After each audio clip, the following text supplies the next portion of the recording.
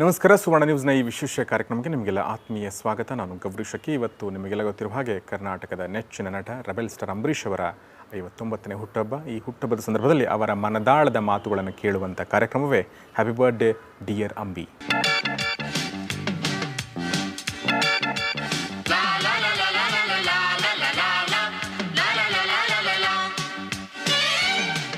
ಅಂಬರೀಷ್ ಅವರ ಹುಟ್ಟುಹಬ್ಬದ ಸಂದರ್ಭದಲ್ಲಿ ಅವರು ಇವತ್ತು ನಮ್ಮ ಜೊತೆಗಿದ್ದಾರೆ. ನಿಮ್ಮೆಲ್ಲರ ಪರವಾಗಿ ನಮ್ಮೆಲ್ಲರ ಪರವಾಗಿ ಅವರಿಗೆ ಹುಟ್ಟುಹಬ್ಬದ ಶುಭಾಶಯಗಳನ್ನ ಕೋರೋಣ. Sir, happy birthday to you sir. Thank you Gowrish. 59ನೇ ಹುಟ್ಟುಹಬ್ಬ ಆಚರಿಸ್ಕೊಳ್ತಾ ಇದ್ದೀರಾ. ಅಭಿಮಾನಿಗಳೆಲ್ಲರೂ ಕರ್ನಾಟಕದೆಲ್ಲೆಡೆಯಿಂದ ಪ್ರತಿ ವರ್ಷದ ಈ ವರ್ಷ ಕೂಡ ಬರ್ತಾ ಇದ್ದಾರೆ. ಈ 59ನೇ ಹುಟ್ಟುಹಬ್ಬದ ಸಂದರ್ಭದಲ್ಲಿ ಏನು ಅನ್ನಿಸ್ತದೆ ಸರ್ ನಿಮಗೆ? ಏನಂದರೆ ಸೀನಿಯರ್ ಸಿಟಿಸನ್ ಆಗ್ತಾ ಇದೆ ಅಂತ ಅನ್ನಿಸ್ತಾ ಇದೆಯಾ ನಿಮ್ಗೆ ಏನಾದರೂ? ಖಂಡಿತ ಅನ್ನಿಸ್ತದೆ. ನಿಜವಾಗ್ಲೂ ನನಗೆ ಯಾಕೆ ಡೌಟ್ ಆದರೂ ರಿಯಾಲಿಟಿ ತಾನೆ. ಹೌದಾ? ಓಕೆ. ಬಟ್ ಏನಪ್ಪ ಅಂದರೆ ಸಂತೋಷ. 60 ವರ್ಷಗಳ ಕಾಲ ನಾನು ಕರ್ನಾಟಕದಲ್ಲಿ ಚಿತ್ರರಂಗದಲ್ಲಿ, ರಾಜಕೀಯ ರಂಗದಲ್ಲಿ ಜನಗಳ ಪ್ರೀತಿ, ವಿಶ್ವಾಸ, ಅಭಿಮಾನ ಸಂಪಾದನೆ ಮಾಡಿದ್ದೀನಲ್ಲ ಇಷ್ಟು ವರ್ಷಗಳ ಕಾಲ ಅಂತ ಒಂದು ಕಡೆ ಸಂತೋಷ, ಒಂದು ಕಡೆ ಏನಪ್ಪ 60ಕ್ಕೆ ಬಿಡ್ತಾ ಇದ್ದೀನಿ ಅಂತ.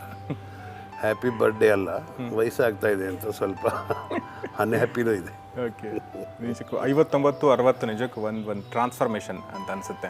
ನಂಗೆ ನಿಮ್ಮನ್ನು ನೋಡ್ತಾ ಇದ್ದರೆ ಅಂದರೆ ಒಂದು ಬಯಾಲಜಿಕಲ್ ಏಜ್ ಒಂದಿರುತ್ತೆ, ಒಂದು ಮೆಂಟಲ್ ಏಜ್ ಅಂತ ಒಂದಿರುತ್ತೆ ಅನಿಸುತ್ತೆ. ಬಯಾಲಜಿಕಲ್ ನೀವು 59, 60 ಬರ್ತಾ ಇರ್ಬೋದು, ಬಟ್ ಮೆಂಟಲಿ ನಿಮ್ಗೆ ಅನಿಸುತ್ತಾ ನಿಮ್ಗೆ 59 ಆಗಿದೆ ಅನ್ಸುತ್ತೆ? ಇಲ್ಲ, ನನಗೆ ಅನ್ನಿಸ್ತಾ ಇಲ್ಲ. ಯಾಕೆಂದರೆ ಜನಗಳು ಅಷ್ಟೊಂದು ಪ್ರೀತಿ ಕೊಟ್ಬಿಟ್ಟಿದ್ದಾರೆ, ಅಭಿಮಾನ ತೋರಿಸಿದ್ದಾರೆ, ಸುಖ ಸಂತೋಷ. ಜೊತೆಗೆ ನಾನು ಕೂಡ ಎಲ್ಲರ ಜೊತೆ ಸ್ನೇಹಜೀವಿಯಾಗಿ ಅವರ ಪ್ರೀತಿ ಸಂಪಾದನೆ ಮಾಡಿ ಅವರ ಹತ್ರ ಇರೋ ಒಳ್ಳೆ ಗುಣಗಳನ್ನು ನಾನು ಜೀವನದಲ್ಲಿ ಅಳವಡಿಸ್ಕೊಂಡು, ಜೊತೆಗೆ ನೆಮ್ಮದಿ ಮನಸ್ಸಿಗೆ, ಅದನ್ನು ನನಗೆ ದೇವ್ರು ಕೊಟ್ಟನಲ್ಲ ಅಂತ ಸಂತೋಷ ಅಷ್ಟೇ. ಹ್ಯಾಪಿ. Very happy. ಪರ್ಸ್ನಲ್ ಆಗಿ ಕೇಳೋದಾದರೆ, ಅಂದರೆ ಮಗ ದೊಡ್ಡವನಾಗ್ತಾ ಇದ್ದಾನೆ, ನಿಮಗೆ 59. ಈಗ ಮಗ ನಿಮ್ಮ ಪ್ಲೇಸಿಗೆ ಬರೋದು, ನಿಮ್ಮ ಸ್ಥಾನ ತಗೊಳ್ಳೋದು, ಸ್ಥಾನ ಅಂದರೆ ಆತ ಹೀರೋ ಆಗೋದು ಅಥವಾ ಆತನೊಂದು ರೆಸ್ಪಾನ್ಸಿಬಿಲಿಟಿ. ಅವನಿಗೂ ಅಷ್ಟೇ, ನನಗೂ ಅಷ್ಟೇ, ನನ್ನ ಹೆಂಡ್ತಿಗೂ ಅಷ್ಟೇ. ಅವನಿಗೆ ಫಸ್ಟು ವಿದ್ಯಾಭ್ಯಾಸ ಕೊಡಬೇಕು. ಅವನಿಗೆ ಸುಮಾರು ಜನ ಬಂದು ನನಗೆ ಚಿತ್ರ ಮಾಡಿಸಿ ಅಂತ ಕೇಳೋದಾಗಲಿದೆ. ನಾನು ಅವನ್ನೇ ಕೇಳಿ ಅಂತೀವಿ, leave it, because they are also grow and well informed. ಎಲ್ಲ ದೇಶ ವಿದೇಶಗಳಲ್ಲಿ ಏನೇನಾಗ್ತಾ ಇದೆ, ನಿತ್ಯ ಜೀವನದಲ್ಲಿ ಹೇಗೆ ತನ್ನ ಜೀವನನೇ ಹೇಗೆ ನಡೆಸ್ಕೋಬೇಕು ಅನ್ನೋದು ಇವತ್ತಿನ ಮಕ್ಕಳಿಗೆ ಗೊತ್ತಿದೆ, ತಾನಾಗೇ ಬಂದ್ಬಿಡಿರುತ್ತೆ. Today era is that. ಆದ್ದರಿಂದ ಅವರಿಗೆ ನನ್ನ ಒತ್ತಡ ಇಲ್ಲ, ನಮ್ಮ ಆಸೆ ವಿದ್ಯಾವಂತನಾಗಬೇಕು. ಆಮೇಲೆ ಅವನಿಗೆ ಯಾವ ಕೆರಿಯರ್ ಇಷ್ಟನೋ ಅವನು ವೀಕೆಂಡ್ ಸ್ಟಾರ್ ಆದರೂ ತೊಂದರೆ ಇಲ್ಲ. ಸ್ಟಾರ್ ಆದರೂ ನಮಗೆ ಬೇಜಾರು, ಯಾಕೆ ತೊಂದರೆ ಏನು ಬಂತು? ನಾನೇ ಸ್ಟಾರು, ಅವ್ನು ಸ್ಟಾರ್ ಆದರೆ, ಸ್ವಂತ ಮಗ ಸ್ಟಾರ್ ಆದರೆ ಬೇಜಾರು, ಖುಷಿ ಅಲ್ವಾ? ಬಟ್ ಅಂದರೆ ನಮ್ಮ ಪ್ರೀತಿ ವಿಶ್ವಾಸ ನಾವು ಹೆಂಗೆ ಗಳಿಸಿದ್ದೀವಿ ಅಷ್ಟೇ ಒಳ್ಳೆ ಥರ ಅವನಲ್ಲಿ ಬರಲಿ ಅನ್ನೋ ಒಂದು ಆಸೆ ಅಷ್ಟೆ.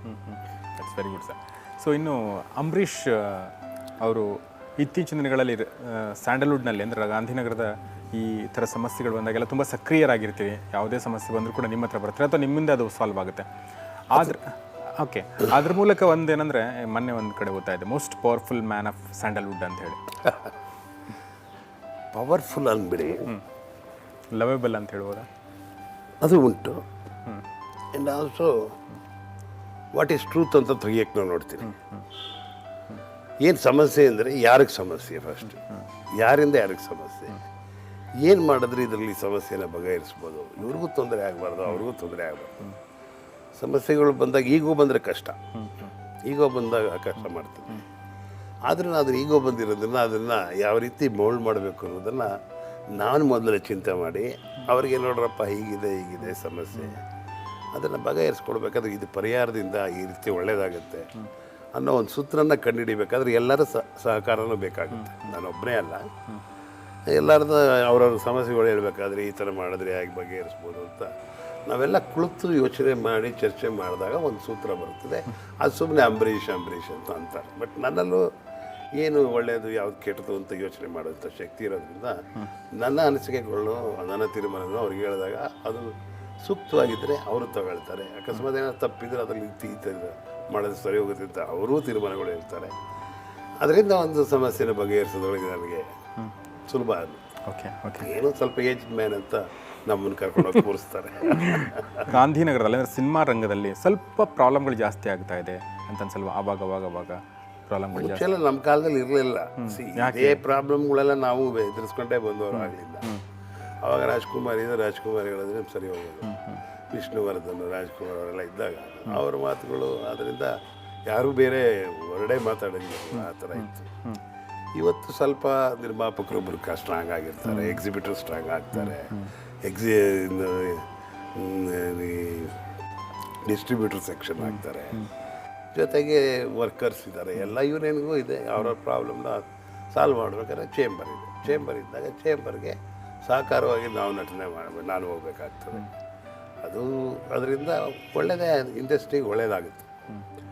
ಏನೇ ಸಮಸ್ಯೆ ಬಂದ್ರೂ ಕೂತು ಒಗ್ಗಟ್ಟಿಂದ ನಾವು ಮಾಡಿಕೊಂಡ್ರೆ ಸಮಸ್ಯೆಗಳು ಪರಿಹಾರ ಆಗುತ್ತೆ.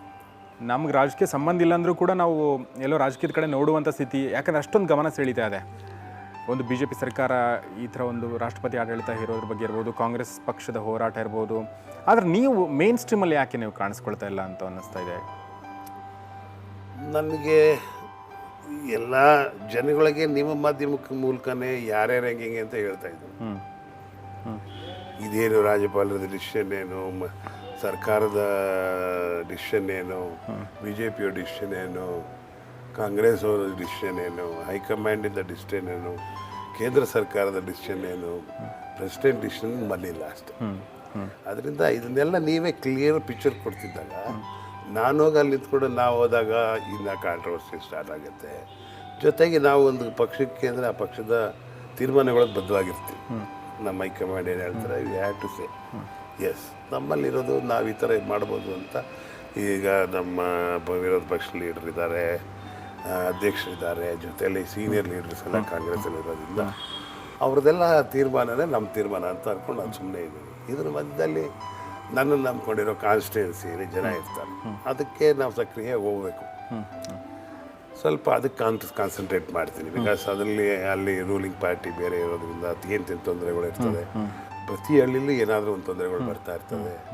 ಅದಕ್ಕೆ ಹೋಗಿ ನಾನು ಅಲ್ಲಿ ಕೂತ್ಕೊಂಡು ಮಾತಾಡಿ ಅವ್ರದ್ದು ಏನಪ್ಪ ಏನು ಪ್ರಾಬ್ಲಮ್ ಇದೆ ಅಂತ ಆ ಪ್ರಾಬ್ಲಮ್ಗಳನ್ನ ಸಾಲ್ವ್ ಮಾಡ್ತಾ ನಾನು ಈ ಕಡೆ ಕಾನ್ಸ್ಟಿಟ್ಯೂನ್ಸಿ ಕಡೆನೇ ಜಾಸ್ತಿ. Okay okay. ಜನಗಳ ಪಾಪ ಅವ್ರಿಗೆ ದೇ ಹ್ಯಾವ್ ಲಾಸ್ಟ್ ಮೀ ಅಂತ. ಅಂಬರೀಷ್ ಸೋತಿದ್ದಕ್ಕೋಸ್ಕರ ಲಾಸ್ಟ್ ಆದರೂ ಅವ್ರ ಕಾನ್ಫಿಡೆನ್ಸ್ ಏನಪ್ಪ ಅಂದರೆ ಅಂಬರೀಷ್ ಮಾತಿಗೆ ಬೆಲೆ ಇದೆ. ಯಾಕೆಂದರೆ ನಾವು ಯಾರ ಕೈಲೂ ಹಿಂಗೆ ಬೆರಳು ತೋರಿಸ್ಕೊಂಡವರಲ್ಲ ಈ ಜೀವನದಲ್ಲಿ. ಸೊ ಆ ಧೈರ್ಯದ ಮೇಲೆ ಯಾವುದೇ ಪಾರ್ಟಿ ಇರ್ಬೋದು, ಯಾರೇ ಮಿನಿಸ್ಟರ್ ಇರ್ಬೋದು, ಯಾವುದೇ ಅಧಿಕಾರಿಗಳಿರ್ಬೋದು, ನಾನು ಮಾತಾಡಿದಾಗ ನನಗೇನಾದರೂ ಕೇಳ್ಕೊಂಡಾಗ ಅವನಲ್ಲಿ ಸತ್ಯ ಇರುತ್ತೆ ಅಂತಲೇ ಒಂದು ಫಸ್ಟ್ ಪ್ಲಸ್ ಪಾಯಿಂಟ್ ನನಗೆ.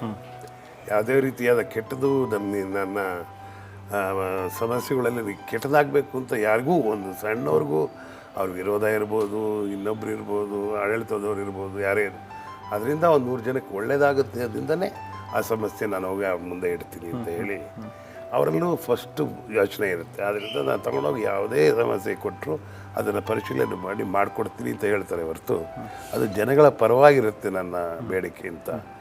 ಅದನ್ನು ನನಗೀಗ ಸ್ಟ್ರೈಕ್ ಮಾಡೋದಾಗಲಿ ಇನ್ನೊಂದಾಗಲಿ ಐ ಡೋಂಟ್ ಲೈಕ್ ಇಟ್. ನನಗೆ ಇಷ್ಟನೇ ಆಗಲ್ಲ. ರಸ್ತೆ ತಡೆ ಮಾಡೋದು, ಮಾಡೋದು ಅದೆಲ್ಲ ಬೇಸಿಕ್ಕಾಗಿ ನನಗೆ ಇಷ್ಟ ಇಲ್ಲ. ನನಗೆ ಇವತ್ತು 60ನೇ ವರ್ಷಕ್ಕೆ ಕಾಲಿಡ್ತಾ ಇರೋದ್ರಿಂದ ನಮ್ಮ ಮನೆ ಆಗಲೇ ಇಲ್ಲಿ ಫಸ್ಟ್ ನನಗೆ ಜಾಗ ಸಿಗಲ್ಲ ಅಂತ ಈ ಫ್ಲೆಕ್ಸ್ಗಳಿಗೆ 15 ದಿವಸ ಮುಂಚೆನೇ ಹಾಕೊಂಡು ಬಂದಿದ್ದಾರೆ. ನನಗೆ ನೇಬರ್ಸ್ಗೆ ತೊಂದರೆ ಕೊಡಬೇಕಲ್ಲ ಅಂತ ಅದೆಲ್ಲ ನನಗೆ ಯೋಚನೆ ಬರ್ತದೆ. ಬಟ್ ವಿಧಿ ಇಲ್ಲ ನನಗೆ. ನಾನೇನು ಮಾಡಲಿ, ಕಿತ್ತು ಬಿಸಾಕಲ್ಲ, ಎಲ್ಲ ಅವ್ರಿಗೋಗಿ ಹೊಡಿಲ್ಲ, ಏನು ನಮಗೇನು ಹಾಕ್ಸ್ಕೋಬೇಕು ಅಂತ ನನ್ನ ಜೀವನದಲ್ಲೇ ಆಸೆ ಪಟ್ಟವ ನಾನು.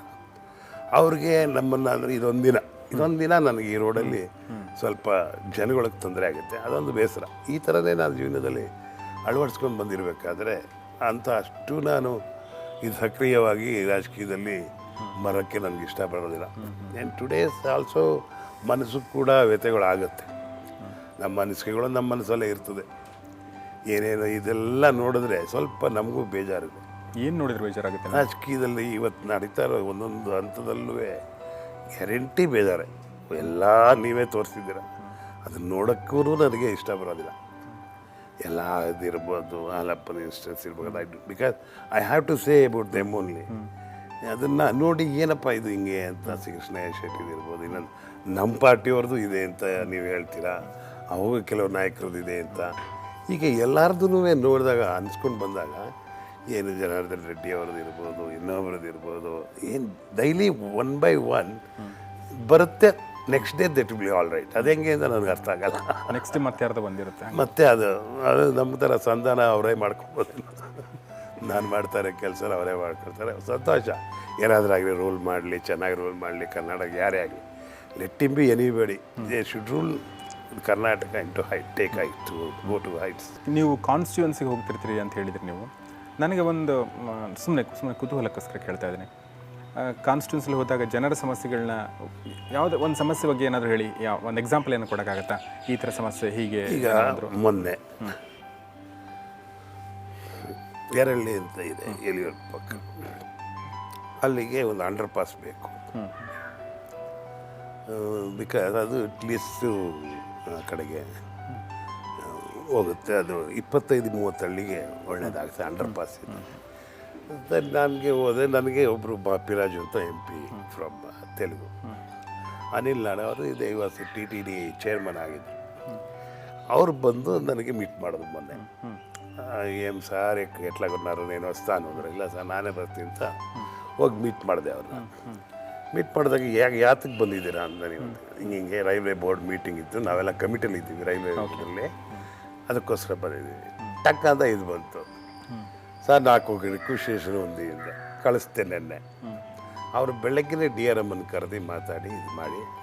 ಅದರೇನಪ್ಪ ಅಂದರೆ ರೈಲು ಕೆಲವುದೇನಾಗಿದೆ ಸಮಸ್ಯೆಯಲ್ಲಿ, ನೀವು ಹಾಕ್ಬೇಕಾದ್ರೆ ಈಗ ಡಬಲ್ ಲೈನ್ ಮಾಡ್ತಾರೆ ಅಂತ ಇಟ್ಕೊಳ್ಳಿ. ಡಬಲ್ ಲೈನ್ ಮಾಡಬೇಕಾದ್ರೆ 50% has to be paid by Karnataka government. State ಹಾಗೆ 50% ಇದಕ್ಕೆ ಅಂಡರ್ ಪಾಸ್ಗೆ ಅವ್ರು ಗೌರ್ಮೆಂಟ್ನವ್ರಿಗೆ ಕೊಡಿಸಿದ್ರೆ ನಾವು ಕೊಡ್ತೀವಿ ಅಂತ ಒಪ್ಕೊಂಡು. ಸೊ ಅಟ್ಲೀಸ್ಟ್ ನಾವು have to take it to state government. ಹಿಂಗೆ ಒಂದು ಸಾಲ್ವೇಷನ್ ನಮಗೆ ಕಾಂಟ್ಯಾಕ್ಟ್ ಇರೋದ್ರಿಂದ, ನನಗೆ ಅವರು ಕಮಿಟಿಲಿ ಇದ್ದಾರೆ ಅಂತಲೂ ಗೊತ್ತಿಲ್ಲ, ಅವರು MP ಅಂತ ನನಗೆ ಗೊತ್ತು. ಇಸ್ ಎ ವಂಡರ್ಫುಲ್ ಮ್ಯಾನ್, ತುಂಬ ದೊಡ್ಡ ಹ್ಯೂಮನ್. ಅವನು ಹೇಳ್ತೀವಿ ಒಂಥರ ನೋಡಿದ್ರೆ ದೇವ್ರು ನೋಡಿದಂಗೆ. ಬಟ್ ಈ looks like A harsh man. ಇಷ್ಟು ದಪ್ಪ ಮೀಸೆ ಹಿಂಗಿದೆ, ಹಿಂಗೆ. But is A godly man. ನಿಮ್ಮ ಥರ ನಂದು ಅಷ್ಟು ದಪ್ಪ ಇಲ್ಲ, ಮೀಸೆ ದಪ್ಪ ಇಲ್ಲ, ಬಟ್ ನೀವು ಹಾರ್ಶ್ ಥರ ಕಾಣ್ತಾರೆ, ಬಟ್ ಯು ಆರ್ ನಾಟ್ ಅಲ್ವಾ? ಆದ್ದರಿಂದ we get along together. Yes. So ಇನ್ನು ನೀವು ನೆಕ್ಸ್ಟ್ ರಾಜಕೀಯವಾಗಿ ಏನು ಪ್ಲ್ಯಾನ್? ನೀವು ನೆಕ್ಸ್ಟ್ ಯಾವ ಎಲೆಕ್ಷನ್ ಕಾಂಟೆಸ್ಟ್ ಮಾಡ್ತಾ ಇದ್ದೀರಾ? ಇನ್ನು ನೋಡೋಣ. ಈಗ ಎಲೆಕ್ಷನ್ನೇ ಬಂದಿಲ್ಲ, ಎಲೆಕ್ಷನ್ ಕಂಟೆಸ್ಟ್ ಮಾಡೋದು. MP ಮತ್ತು MLA ಎರಡು ಬಂದಾದ್ಮೇಲೆ ಯೋಚನೆ ಮಾಡ್ತೀನಿ. So okay, not that interested also. You not that interested? Not that interested ನಾವು. ಬಟ್ ನೀವು ಮುಖ್ಯಮಂತ್ರಿ ಆಗ್ಬೇಕಂತ ನಿಮ್ಗೆ ಆಸೆ ಇದೆ? ಅಯ್ಯ, ವೈ? ಆಗೋದೇನು ಕಷ್ಟ, ಇಂಪಾಸಿಬಲ್ ಅಂತ ಅಲ್ಲ. ಹೌದು. ನಾಟ್ ಸೇಯಿಂಗ್ ಇಟ್ಸ್ ಇಂಪಾಸಿಬಲ್ ಅಂತ.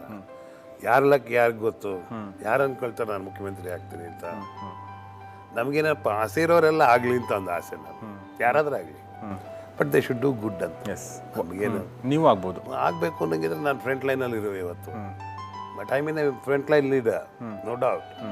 ಬಟ್ ನಾನು ಸಕ್ರಿಯವಾಗಿ ನಾನು ಭಾಗಿಸ್ಬೇಕು. ನಾನು ಆಗಬೇಕು ಅನ್ನೋ ಆಸೆ ಇದ್ರೆ ದಿನ ಹೋಗಿ ಅಲ್ಲಿ ನಿಂತು ಸ್ಟ್ರೈಕು ಅದು ಇದು ಗಿಮಿಕ್ಸ್ ಕೂಡ ಮಾಡ್ಬೋದು. ನನಗೆ ಅದು ಮಾಡೋಕ್ಕೆ ಇಷ್ಟ ಇಲ್ಲ. And I don't want enter in a back door.